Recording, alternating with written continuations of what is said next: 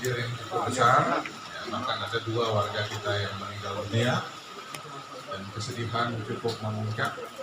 Dan kesedihan ini sedikit berkurang ketika mendengar bahwa di NTT ada yang meninggal hampir 200 orang. Jadi di NTT ternyata musibah ini jauh lebih besar.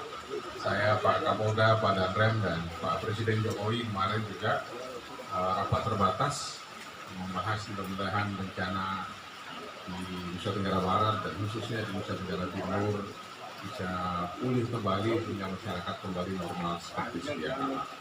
Jadi mohon doa Bapak dan Ibu semua, mudah-mudahan bencana ini segera berlalu, apalagi dalam prosesi yang cukup sakral malam ini. Siapa tahu dari momen doa Bapak dan Ibu akan ada kebaikan yang menyapa kita semua. Dari Bima kami ke Dompu. Nah, ke Dompu itu terjadi bukan di kota Dompunya tapi di Doroncana. Doroncana itu menapaktilasi bagaimana 206 tahun yang lalu Gunung Tambora meletus yang menghilangkan 3 kerajaan yang ada di kaki bukit itu. Bahkan saya pernah di Scotland hadir di satu gua terpencil. Mereka mengatakan bahwa erupsi Gunung Tambora itu bukan hanya menyebabkan 3 musim Eropa tidak mengenal musim panas, bahkan tentara Napoleon yang susah dikalahkan itu luluh lantak karena musim dingin dan tidak terperikan. Jadi mereka mengatakan letusan Tambora bukan hanya dirasakan oleh masyarakat Pulau Sumbawa, Nusa Tenggara Barat, Indonesia, tapi mengubah wajah manusia di seluruh dunia.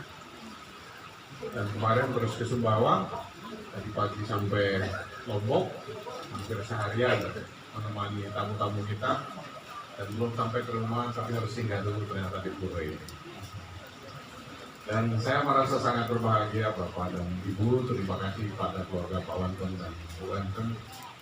Itu dulu saya tidak bisa melupakan beliau berdua ini, karena saya memang 15 tahun jadi anggota DPR, tapi daerah pemilihan saya itu bukan NTB. Tapi saya daerah pemilihannya itu di Banten. Karena saya bahkan tahun 2006 mungkin satu-satunya orang NTB yang pernah jadi calon gubernur di provinsi lain. Saya jadi calon gubernur tahun 2006, masih usia sangat muda, 32 tahun. Sebelum Tuan Guru Bajang jadi calon di sini. Saya waktu itu mau saja menjadi calon, bukan karena saya ingin jadi gubernur, tapi karena wakil gubernur saya namanya Marisa Haq. Dan untung juga tidak jadi, saya bersyukur pada Tuhan Yang Maha Kuasa, saya tidak jadi gubernur di Banten, karena ternyata kalau saya jadi gubernur di Banten mungkin ada bahayanya juga, karena Marisa Haqnya masih cantik, Pak. Rupanya manusia punya rencana, tapi Tuhan juga yang menentukan saya harus kembali kepada daerah tempat kami berasal, di Nusa Tenggara Barat, dan tidak ada yang mengenal. Nah, waktu itu banyak yang mencibir, menyanyi-nyanyi, siapa Dr. Zul ini baru pulang ke NTB tiba-tiba mau jadi calon gubernur. Dan saya juga memberikan satu pelajaran buat anak-anak muda, trust your hope, not your fears. Selalu percaya pada kebaikan dan jangan pernah percaya pada ketakutan dan keraguan. The future belongs to those who believe in the beauty of their dreams. Masa depan selalu berada di genggaman mereka yang punya mimpi besar dan indah tentang masa depan. Dan saya kira waktu itu sedikit yang mengenal kami, kecuali Bu Enten dan Pak Enten. Apalagi saya berasal dari Partai Keadilan Sejahtera PKS. Bayangan orang PKS itu pasti tidak toleran, pasti radikal, tidak memberikan ruang buat kerukunan beragama dan sebagainya. Dan ternyata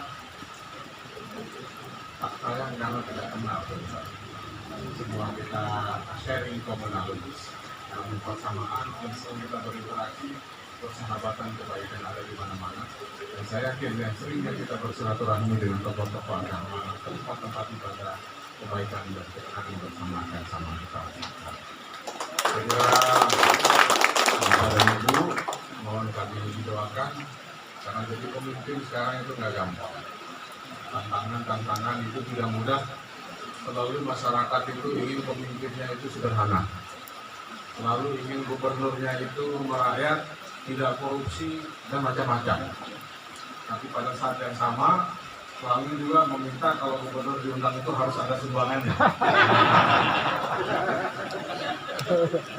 Mensiasati yang begini-begini ini harus ada seninya. Jadi mereka ingin kita nggak korupsi, ingin kita sederhana, ingin kita baik, tapi pada saat yang sama ingin juga kalau datang itu jangan songki-songki. Kalau bahasa Jakarta harus ada buah tangan yang harus dirasakan. Mudah-mudahan tadi walaupun tidak eksplisit, panitia mengatakan masih kurang dana sebenarnya. Mudah-mudahan nanti bisa kami bantu ala kadarnya. Dan mudah-mudahan kedatangan kami sini malam ini bukan yang pertama dan terakhir. Terima kasih. Sebenarnya saya sangat merasa berbahagia, bangga menjadi keluarga besar dari bapak-bapak dari ibu-ibu semua ini. Dan mudah-mudahan Tuhan yang Maha Kuasa memberikan kebaikan kepada kita semua. Saya mohon diri juga tidak bisa berlama-lama karena Wakil Menteri BUMN datang bersama kami malam ini. Kami harus segera ada acara lagi. Tapi mudah-mudahan kedatangan kami yang sehingga ini memberikan kesan yang baik kepada Bapak-Bapak. Saya akhiri dan mengucapkan satu kata yang begitu indah kami baca begitu istimewa. Om Santi. Terima kasih.